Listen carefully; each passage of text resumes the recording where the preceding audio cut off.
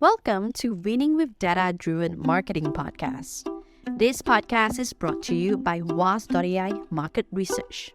I'm Julie, your host in this podcast, and in every single episode, we talk to industry leaders, marketers, and growth experts in Asia about how they use data to enhance the ROI in their marketing activities. We bring you real case studies while giving you background on how these leaders build their career to where they are today. We'll bring you to our speaker shortly after a quick word from our sponsor. Vase.ai Market Research is an AI-powered digital research platform that can help you understand your target customer as quick as 24 hours from as low as $1,000. For those who are having questions about what your target customer think about your brand, your ads, or your product, you are guaranteed reliable findings that can help you build better branding, advertising campaign, and launch a more successful product. Find out more at www.vase.ai. It's www.vase.ai and use promo code podcast to get your first 10% off. Now, back to the show. Today, very excitingly, is Ravi Shankar, the current CMO of CARSOME Group, which we all know is Southeast Asia's largest car e-commerce platform. Ravi is also previously Chief Growth Officer of AirAsia. So Ravi is having 15 years of experience in bridging the gap between not just marketing, but technology and data. And that's why, we are very excited to have you today. Thank you for joining us, Ravi. Thank you, Julie. Thanks for having me. Since 2008, you're already in marketing analytics, which I presume at that moment, marketing analytics is not really a thing yet. So I'm very curious, why do you choose that career? And can you take us back to your career starting point and share with us, how do you get to where you are today? Okay, that's a 50-year long journey. So, but yeah, I'll try to keep it short. Uh, Basically, I'm a computer science engineer, and I've started my job as a PHP developer. And I started to play with my computers because my dad used to own a computer institute that teaches computers, right? It was a thing back then. Uh, so and then I started coding, and I got my first job as a PHP developer, and I started to build websites, and it was a startup, and the CEO said, "Hey, you build the website for us, so can you make it popular?" It's like, okay, I am not a marketing guy. I Back then the concept of marketing is just to sell a physical good, right? So now you created a digital good, and how do you market it, and where do you market it? And then I started researching about it.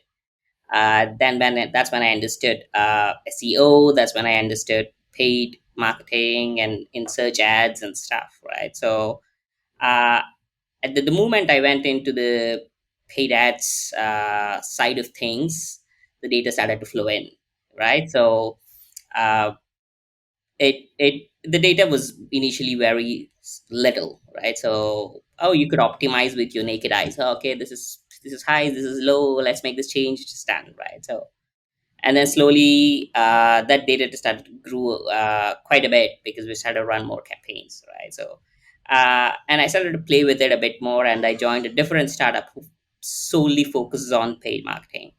And that's when I shifted from my PHP development career to a paid marketing career.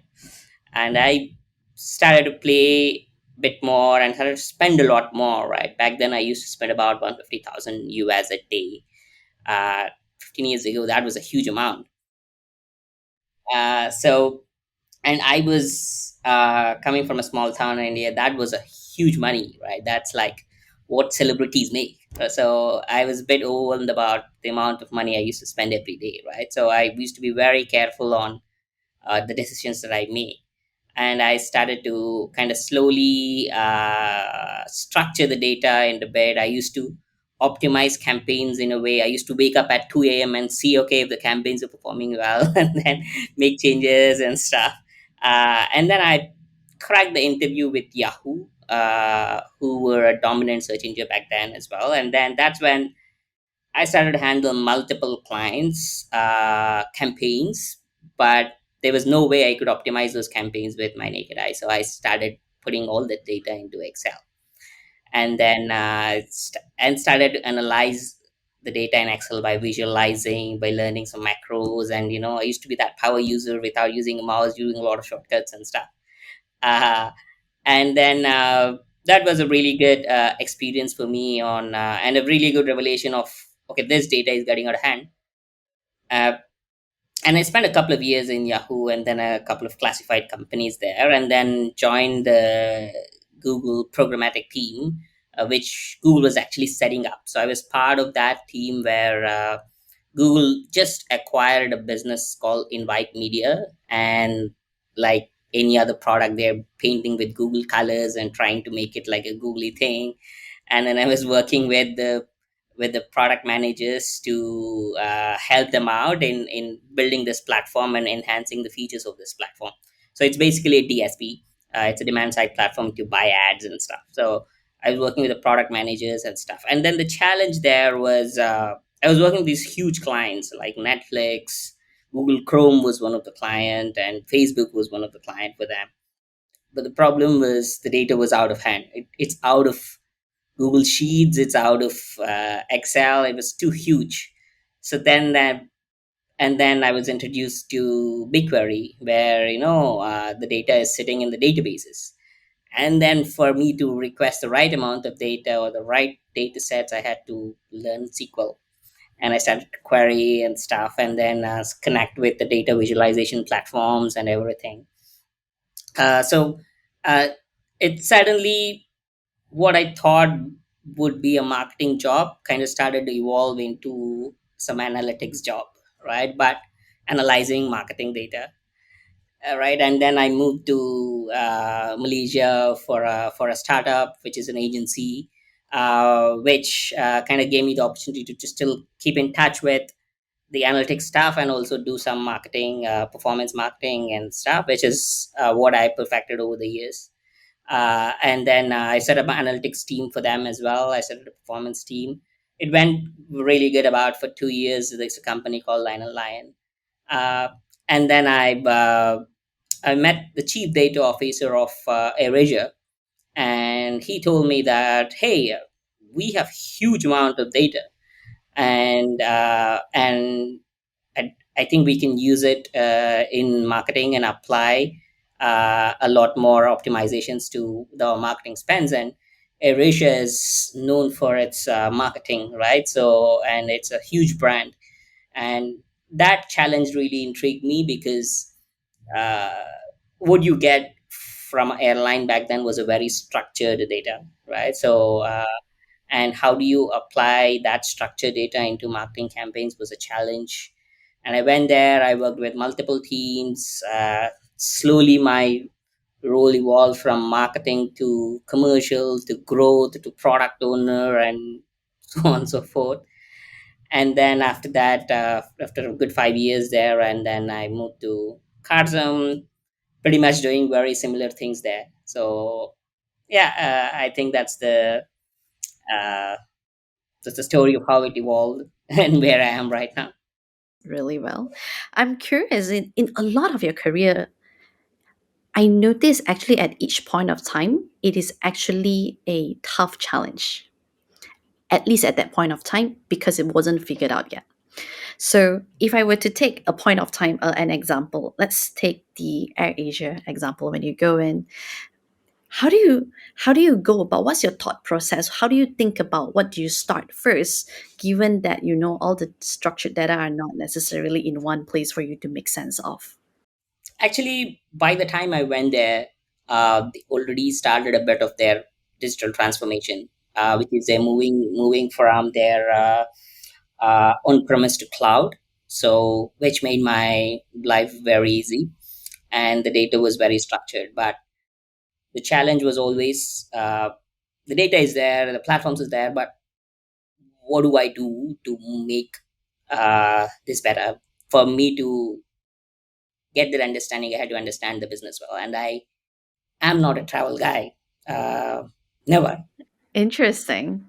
So I'm not a travel guy, and I mean, I'm not still not into cars as well. So I learned driving a couple of years ago.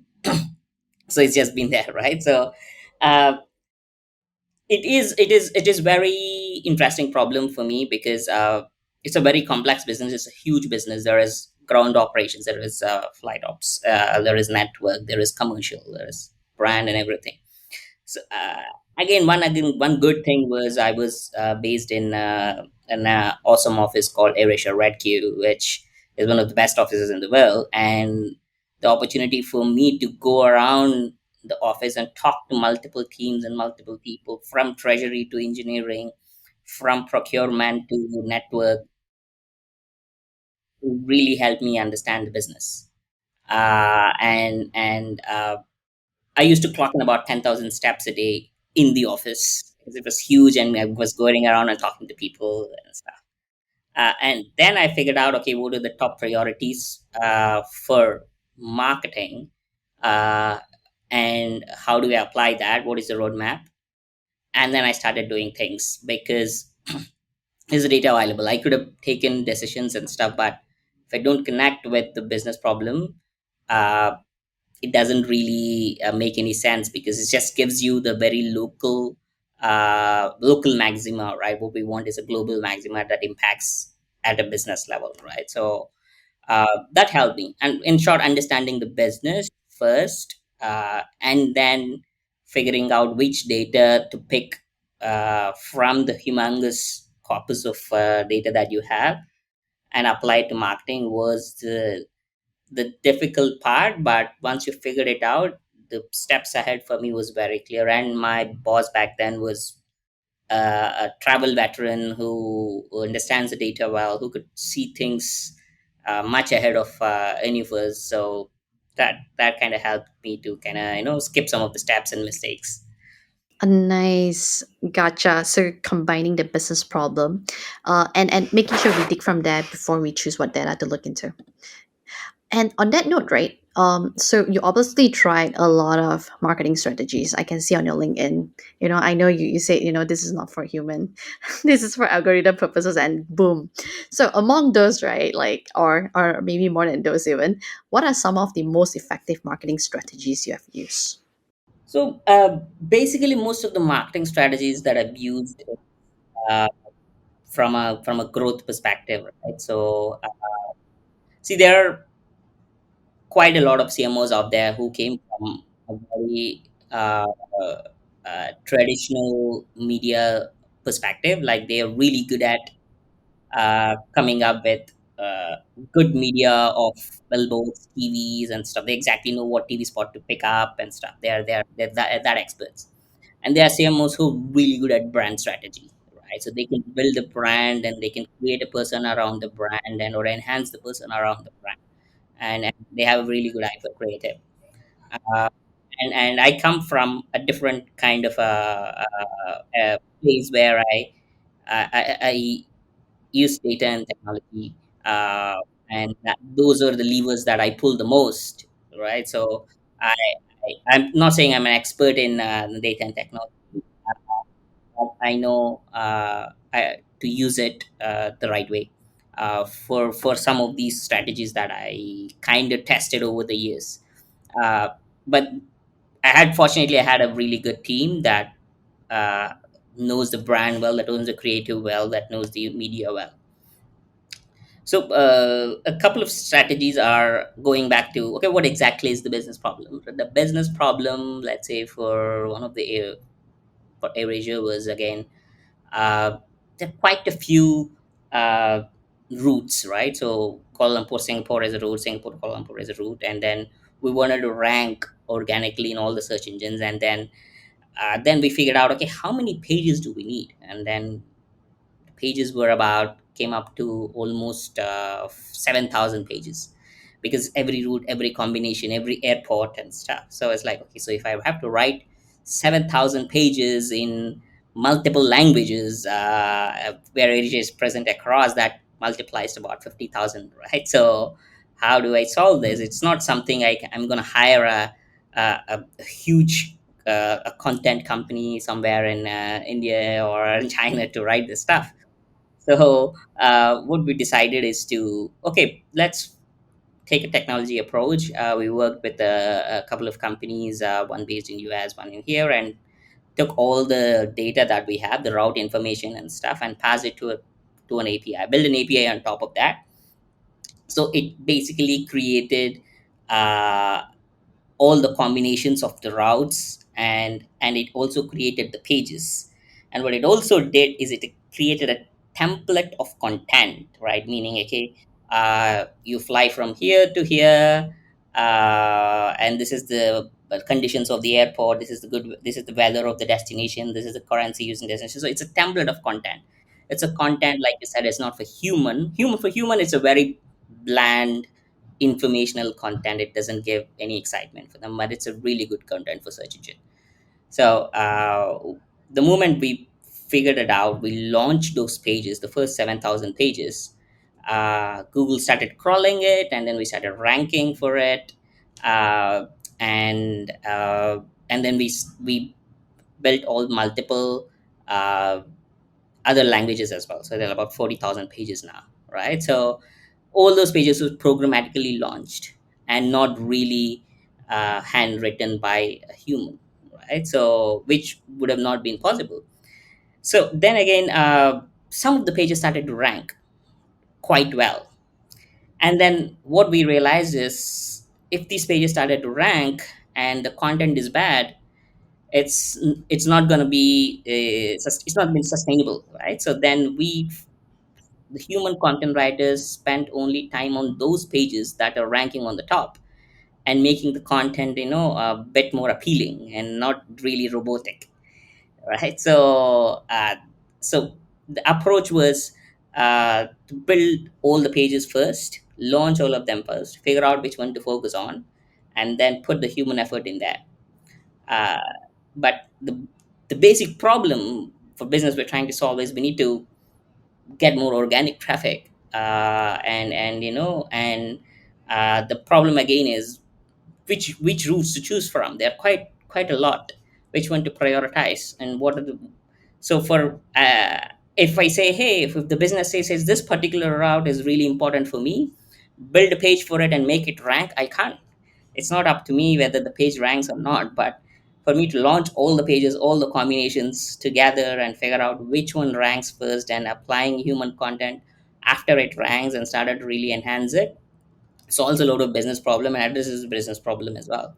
So that's one of the strategies. It's a typical marketing problem solved by technology, and with some of the amazing folks who helped me from technology standpoint, and again, the culture of the organization to kind of embrace that, right? So it's a mix of that. I love this case study. And if I may ask, this is a strategy you used back in the years. Do you think such strategies will still work nowadays if today listeners are listening to this and try to emulate some portion of it?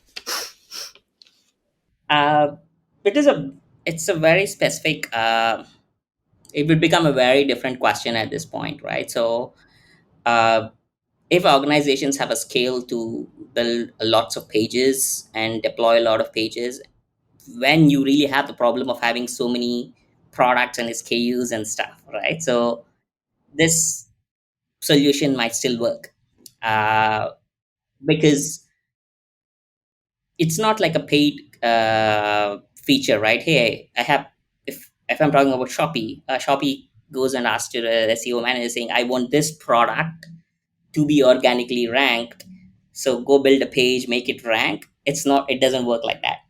But if the SEO manager or head of Shopee builds pages for every single product out there, and then if 5% of them rank, that makes a huge difference, right? So the approach is, you are building for algorithms, right? So when it comes to search engine optimization, you can't really dictate what ranks. You just have to figure out, throw everything at it, see which one ranks, and enhances later. I think this pretty much still applies to the current state of search right now. But with search moving from Google search to Bard and ChatGPT, I don't know. It might not be the case for the next coming couple of years or so. So there is one common question that some marketers face, especially when they haven't figured out a channel that would work to, say, drive acquisitions of leads, right? Then they would have to actually figure out which channel would works. I'm curious if you have any thoughts here that you can impart for marketers who are going on to this journey, do not know which channel works yet. And how do they actually gone on to figure out which channel will actually works for their acquisition? There are multiple answers to this question, right? So, and it's very subjective, because what you're essentially asking is the famous old like question of marketing attribution, right? So, uh, and marketing attribution, like you just mentioned, is a rabbit hole, right? So there is never an end to it. From a macro standpoint, you are trying to see which channel works by, but when you're using the two biggest walled gardens, right, or now three with TikTok out there and stuff, right? So these guys don't talk to each other, right? So and no amount of data will give you 100% accuracy of which channel is the best performing channel, right? The second one is uh, there is an impression level attribution, right? So someone saw something and then went on bought something, which is there is no digital footprint there, but there is an intent, right? So you can't track that, right? That is number two. And the third problem for attribution is again, uh, you need to invest time and a lot of resources into it, right? So and it becomes complex for businesses which involves an offline touch point. Uh, so if you're a pure SaaS company and a pure e-commerce player, your attribution problem, I mean, the third problem might get easier because you still have the first two problems. The third problems will get easier. But if you're a company with an offline touch point where you can buy both online and offline, you are in that rabbit hole, and then you might never come back. So it just depends on the size of the business and the type of the business. If the size of the business is small and it's pretty straightforward, uh, any Google Analytics platform will actually help you give you the basic attribution. But again, I would suggest them to go with incrementality rather than attribution. So uh, s- do the simple tests of turn off this channel, figure out what's your baseline, turn it on again, see if it's getting incremental. As long as all these mixes are giving the incrementality, uh, you can come out of the mindset of, oh, what is my CAC for this channel? What is my CAC for this channel? It's like, no, just look at the CAC for the entire marketing efforts, right? So, and then see if you can get incrementality out of it. So yeah, just summarize it. Don't fall into the attribution hole. It's an expensive martech tech effort and data effort, and focus on incrementality. Oh, loving this, because I used to hear a lot of debates around attribution, and and let's face it, until today, that is really still unsolved. So this is before AirAsia transformed into a super app. Right? I was part of that journey. That was super exciting. But this was a very specific example of airline. So the moment a flight takes off with an empty seat, it's a perishable. You can't get that back, right? So you can't sell it, right? You can't monetize it, right? So what we were figuring out is, okay, there was a what should Google search prioritize? Which route should I prioritize, or which route should I invest more? And again, it's a problem of scale because you have thousands of routes, right? And you can't. It's not a human decision. So an amazing data team there was having sitting with a lot of structured data, and we gave them the problem of, hey, predict based on the previous data, predict what routes are going to be the focus in the next 10 days or the 20 days, right? And that's a simple prediction for them, and then they did an amazing job for it. And we picked out those routes, and I already mentioned you the example of very specific pages that we have for SEO, right? So And we work with Google, and Google has this product called double click search. So with combination of all these tools together, what happens is, let's say if that algorithm came out with, hey, this route needs an attention today, right? Then what it triggers is it triggers the Google search, Google double click search, which creates an ad from the page itself. So no one writes the ad, creates the ad by the page itself, which is a feature already valuable, because we have very specific pages and very specific content for each product. It's easier for them to it's easy for the tool to write the very specific ad, right? And then the campaign template is already set that we created in the platform, and the campaign is live.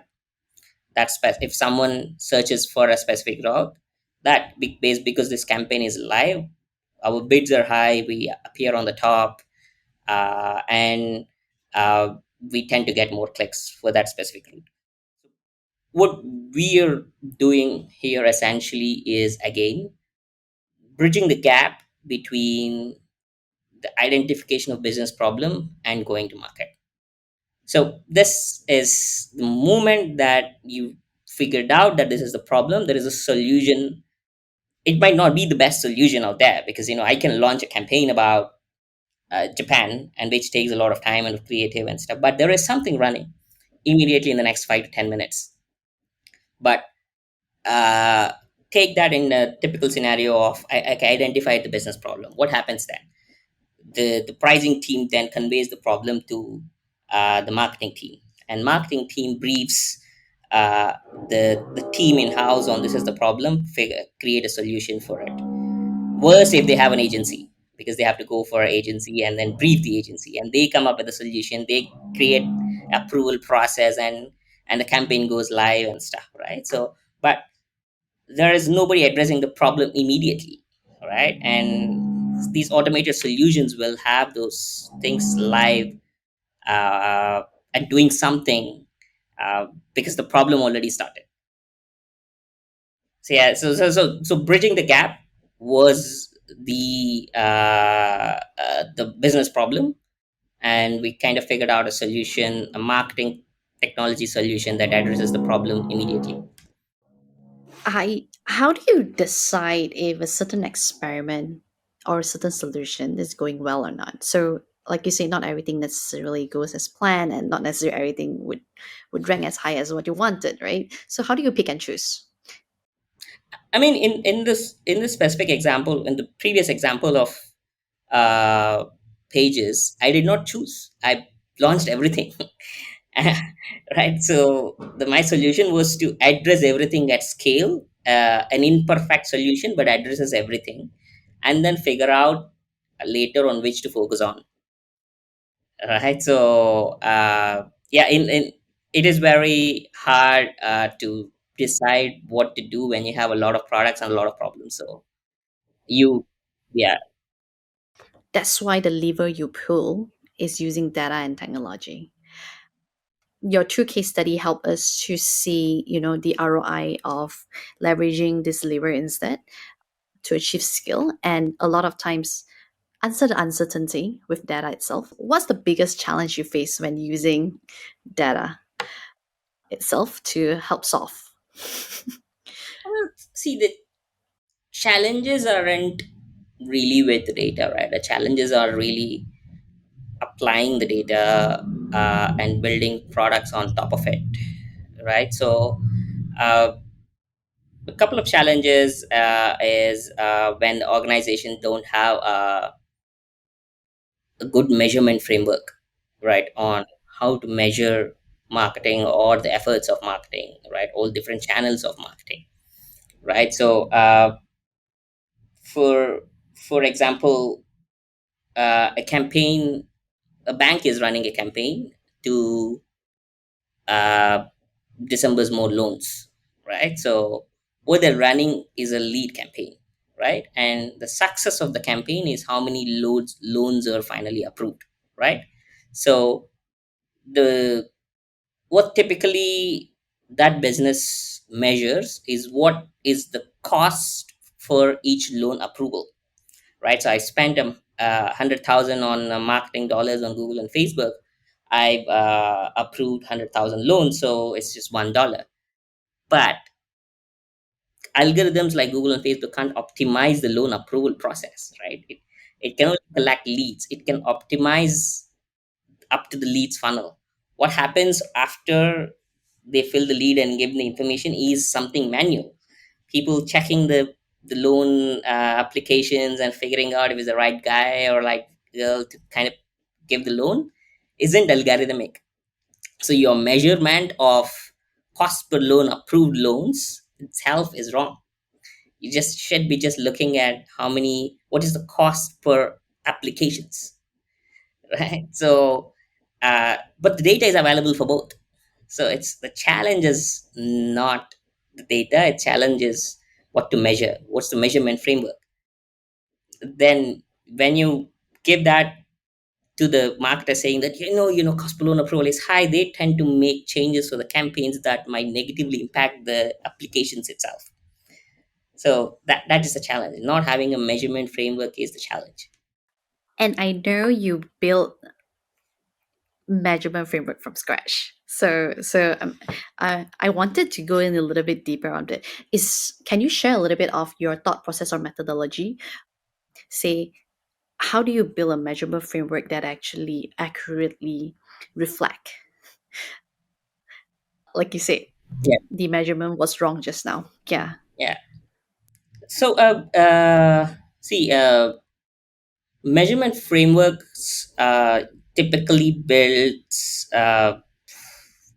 it's first to understand the business well, right? So if you really have someone in the business for a while, uh, who understands the entire journey, and at the same time who knows a bit of a marketing on how it works, will really help to solve the problem immediately. They can tell you exactly what to measure, right? Otherwise, you really have to go down by yourself and try to map the entire journey of the business, right? Meaning, where does the product come from supply chain to actually going in back to the customer, right? If you as a marketer can write it down of the entire journey of that product in your business, you know the business. Then when you try to measure the impact of your marketing, I'm pretty sure the way you measure it's going to be better, it's different, right? So uh, do that exercise first before coming up with a measurement framework. I don't really want to give a very specific example for it because it is very unique for every business. So understanding the business is a very key primary thing, and then coming up with framework. Anybody can come with a framework as long as you understand the business. But coming up with framework isn't really is the biggest challenge. Is adapting it, right, and convincing people to measure a new thing rather than an old thing was and is the biggest challenge. You let's go to the example of the bank, right? So if the CEO is measuring cost per loan approval as the marketing efficiency for 10 years, you're saying, hey, no, I'm going to only measure the number of applications, not the approved loans. And the first comment that CEO is going to make, hey, are you trying to make your life easier? Are you trying to make your job easier? You're trying to escape from the responsibilities. But in reality, the algorithms of Google, Facebook, or the marketer sitting down and optimizing the campaign, or the guy creating the creative, or a product manager who's trying to optimize the flow of the website can't do anything beyond the loan application, right? So convincing the top guy and convincing the entire company is what it takes. It's what called implementing the framework. Coming up with it, anybody can come up with it. And so it took me a day because I had a really good folks in AirAsia to help me come up with the framework, but it took me a year to fully implement it across all the markets. What a comparison. What a comparison. Oh, what are so we spoke now about Actually, this is like part of the challenges in your role. I'm curious, what are some of the challenges you face in your role other than this? Or this could be one of the bigger ones. So this is the, I mean, this is one of the biggest ones. The other biggest ones is which I've seen in the industry out there, which fortunately I haven't faced, is how much time the tech teams are spending on marketing, right? So uh, it's very simple. For algorithms to work properly, you have to properly pass the data, right? For Google and Facebook algorithms, the ad campaigns algorithms to work really well for your business, you have to pass the right data from your website, all the events, all the triggers, uh, passed in a structured way to, or from the app SDKs, maybe passed it to the platforms to work well, right? But it's not done by marketers, it's done by the tech folks, right? And tech folks are in that cycle of enhancing the features, clearing out the bugs, doing experiments and stuff. And when you go and put your requirement in there, when then don't really see value, usually they don't, because they have different pressures of launching the features and products. And when a marketing guy or a growth guy can't talk the same language to the product folks, so this is really important, and explain them why it's really important. It's probably more important than the feature that you're about to launch, because it's impacting the marketing dollars and the efficiency of the business, right? So uh, the challenge in the industry is the marketing folks can't really articulate the problem to the tech folks. The tech folks don't really spend much time on marketing. That's where my role of growth, sitting between these two, really helped for me everywhere, wherever I go, right? So I don't have those problems in AirAsia. I never had problems in CARSOME. So I'm fortunate enough to not have those problems, but I've seen a lot of problems where the root cause is specifically this. I can definitely see that, as you mentioned, you started a computer science background, become a PhD developer, then your boss asks you the $1 million question that set you all the way here. Yes. It makes me wonder, and when you say this challenge, right, it makes you wonder, like, as as the trend goes, do you see actually marketers need to actually learn some form of coding, or at least the language of coding, in order to be able to leverage that data and technology? Because if not, how would they be able to solve that, being a marketer that only speak marketing language? I don't think marketing needs to understand how to code. They just need to understand technology on how it works. Right? If you really think about it, most of the product managers can't code, but they're building products, right? So you just need to talk in that language of product and engineering folks and explain them why technically this makes sense, right? So I mean, if there are a lot of no code repositories and tools out there that you can do, right? So uh, I don't think coding is going to be a really particularly unique skill in the next 5 to 10 years. So yeah, I wouldn't spend time learning how to code. Now we're going to move into advice kind of sessions, where we call it the lightning round. So I have 4 questions for you. Are you ready? I think so. Awesome. So number one, what do you think are some of the most important skills that a marketer should have? It keeps evolving, right? So probably figuring out and crunching the data was the most important skill. But now maybe prompt engineering in the next few years might be the important skill. And but the most important skill is to have uh, be curious and be empathetic to the consumer is the most skill that I try to always hone and practice. What advice would you give to someone who is interested in pursuing a career in marketing? Be curious. It's not. I could do a course. You just have to keep learning. It's evolving so fast. So yeah, it doesn't stop. I following your LinkedIn post, I can see you keep evolving. You definitely live by this philosophy. The question: what are the key data or metrics that you monitor when it comes to growth building? Oh, business metrics, not marketing metrics. Basically, all the dashboards that I ever built for a marketing team has no marketing metrics, no clicks, no impressions, nothing. It's all business metrics. You already have that in your marketing platforms on and stuff, right? So, how do you use it and impact the business is something you should measure, not the other way around. I It's not specifically a marketing book. I like the book Hard Things About Hard Things by Ben Horowitz. Uh, mm, I don't know. I don't think it's a marketing book, but yeah, I always keep going back to it, and it's a very unusual source that gives me inspiration. Yeah. I really, really enjoy our episodes so much. So thank you so much, Ravi, for the sessions today. Where can our listener find you if they want to reach out and learn more about what you're up to? Thanks for having me, firstly. And yeah, I mean, I'm moderately active on LinkedIn. Usually my rants all go there. So you can try to follow me, and all my socials are with the tag Ravi's book. So you can search in any socials. I use the same handle, so you might find me. But I'm most active on LinkedIn.